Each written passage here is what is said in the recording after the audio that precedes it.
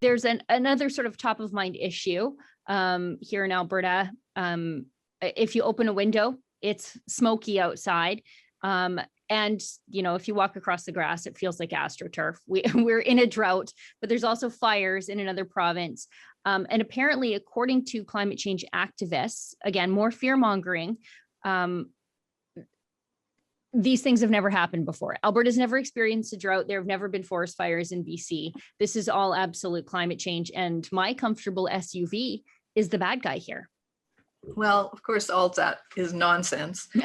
One of the biggest fires in Alberta and BC was in 1950 called the Chinchaga Firestorm. There's a really great book by Cordy Timstra, published by the University of Alberta Press. And this fire burnt 3.4 million acres of land, and the smoke pall was seen around the world. The moon was blue, the sky was dark. People thought the end of the world had come, and that was just the smoke from this one fire that went around the world. So it certainly is an ongoing phenomenon. It's called wildfire season. You're right. There's a wonderful resource that everybody should look at called Fire Smart Canada. And Fire Smart is also broken down into all the provinces because there are differences in each province. But it offers you some insights as to how to protect your property, yourself, and your community. So people should look at that and take that advice. It's not climate change. It's an element of climate, which is called La Nina. There's these alternating cycles of ocean temperature, which are El Nino and La Nina, and both of them have very significant weather effects, but they're short term. El Nino is usually maybe up to 2 years, but La Nina is usually a bit shorter. But these cause conditions that can exacerbate drought for the prairies in La Nina conditions. And there's a paper by, or a few papers by Ray Garnett and Madhav Kandekar that people can look up to learn more about that. BC had many lightning strikes this year and many firebugs as well.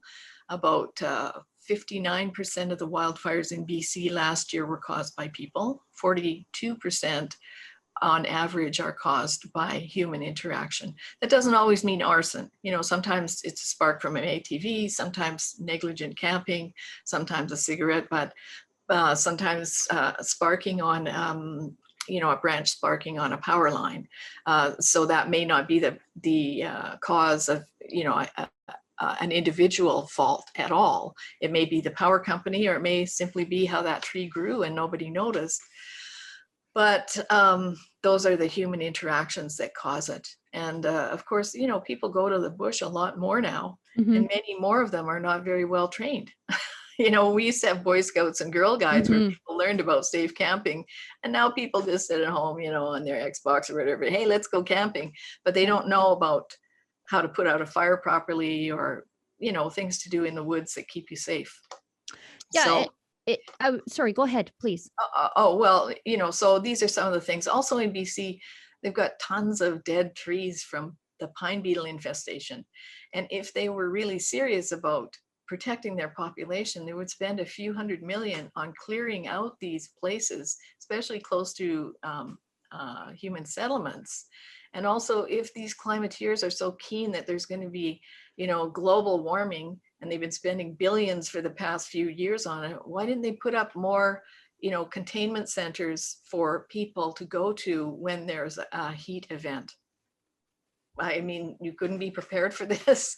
And right. Actually, if you want to look up about the heat dome, Cliff Mass, who's a professor in the States and is an expert on Pacific Northwest climate, he's written a great blog post on it. I think we saw a lot of this happening in California a couple of years ago, where, all the activists were screaming about climate change. However, it has a lot more to do with fuel load in the forest and forestry practices, which have been inhibited by environmentalist induced laws and regulations. Yes, and also, and particularly in California, there's an interesting phenomenon. If there's a fire, then all that area is cleared. Then what happens, there's rain in the winter, then you have this sudden profusion of light shrub And then the hot season comes and it dries standing. So this is what's called, it creates cribbing. And this is just like kindling. So, one little spark and it all goes up. And of course, add to that, especially in California, the Santa Ana winds. So you get tremendous winds there, like our Chinook winds. You've got a fire in that kind of a wind, good luck stopping it. That ember storm is just going to take off. It's really interesting, as you rightly point out, if the environmentalists think that my comfortable SUV is causing global warming, and because global warming is happening, then there's going to be more forest fires. Why haven't they done anything to make forest communities more resilient to the forest fires they promise us are coming? They haven't done any of that. Instead, they just stand on tragedy to push their agenda. Right. I mean, putting up a wind farm or a solar panel is not going to save your life. But what might be a useful application of funds is to cut a fire break around some of these at-risk communities, like a kilometer wide, and maybe turn that into even a tourist walk. You could do something constructive with it as well, but make sure that you've got the forest cleared back. And another thing, a lot of people who live, people move, say in Kelowna, they love to, well, not just Kelowna, but all over Alberta too. Yeah. But people love to move to these wooded communities. I mentioned that because my brother had moved to West Kelowna at one point, and he had a beautiful big house with a swimming pool and surrounded by trees, right up against the house. Well, that's number one no, in regard to keeping wildfire from destroying your property. Get those trees back, clear all that junk away. Don't have stuff on your deck that's flammable, because it's like kindling. If there's an ember storm, it just needs a little touch on that and that flammable material, and it's gone. So there are lots of things people can do to protect their property, but again, let's put up a wind farm. No, let's just deal with the practicalities.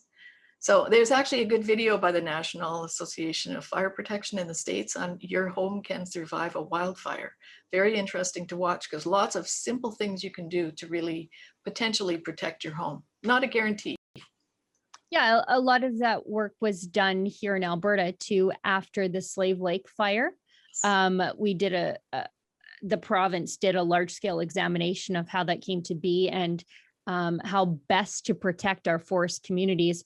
I don't think it's so much the same as in southern Alberta. You might get hit by a grass fire in town there, but in the north, where I live, where the grasslands are crashing into the boreal forest, and then beyond that, the communities in the boreal forest, these are forestry communities by and large, they are surrounded by forest. And I know a lot of communities in the wake of the Slave Lake fire made steps to make their communities a lot more safe and to communicate the lessons that you just did to homeowners in these communities, because everybody loves to live with nature. But you do need to realize that you need to live in concert with nature. And sometimes nature means a wildfire. That's right. And also that was called the Flat Top Fire Complex Review, that report that the government did. One of the things they found is that a lot of people who'd moved from the city to an acreage assumed they could call 911 if there was a fire. Right. Not realizing that fire department may not even serve your community, and they're going to take an hour to get there. So if you live in a rural area of any kind, you have to coordinate with your neighbors, some stopgap measures for containment or evacuation. You have to be prepared to deal with it yourself until or unless, the real resources can get there. And if they're fighting a really big fire on the other side of the mountain, they can't come. They don't have the people. So, and I think, when I spoke in Grand Prairie a couple of years ago, they gave me a beautiful historical book there of the hand-painted watercolors of the region history.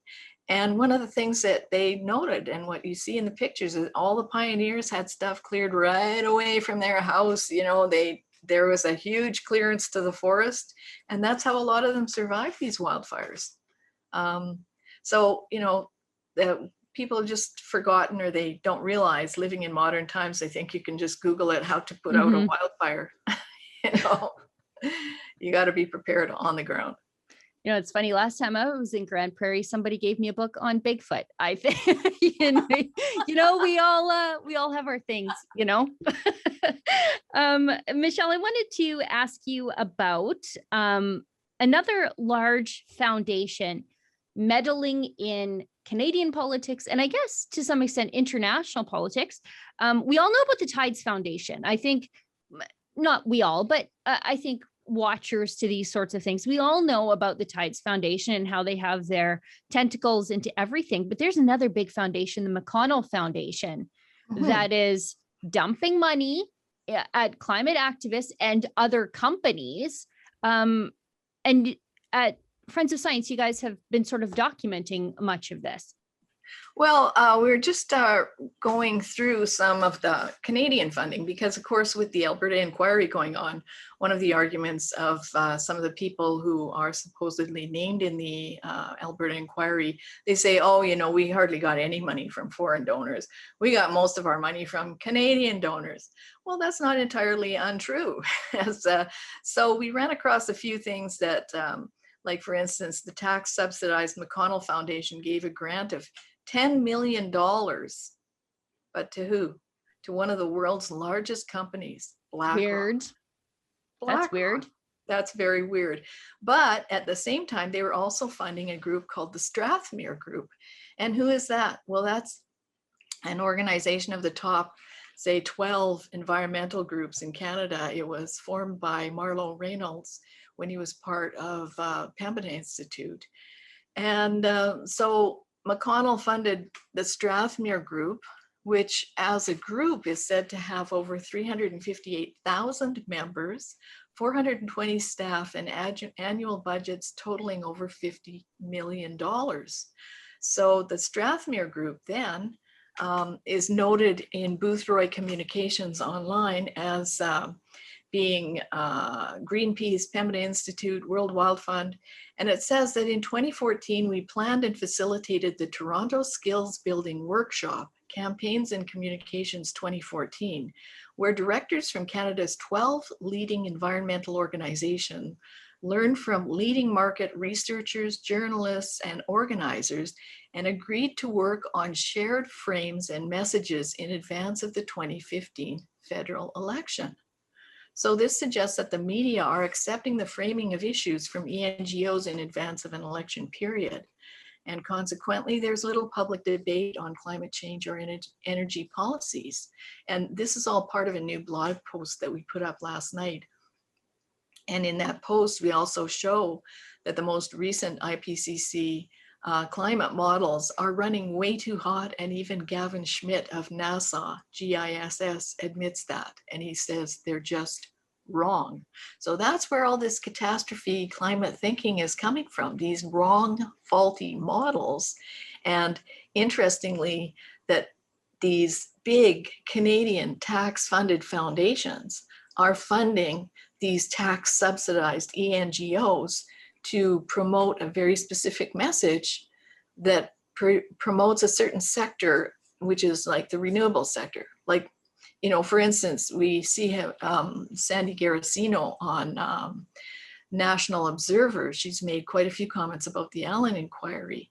Well, one could say she also has a vested interest in the climate catastrophe scenario because she's the grandmother of Elon Musk's baby. Her daughter is married to him. So the climate catastrophe scenario is one of the main principles upon which the push for electric vehicles lands, right? There is no reason to have electric vehicles unless there is this proposed climate catastrophe scenario. So all these things are intertwined. Anyway, I invite people to have a look at that blog post that we just put up.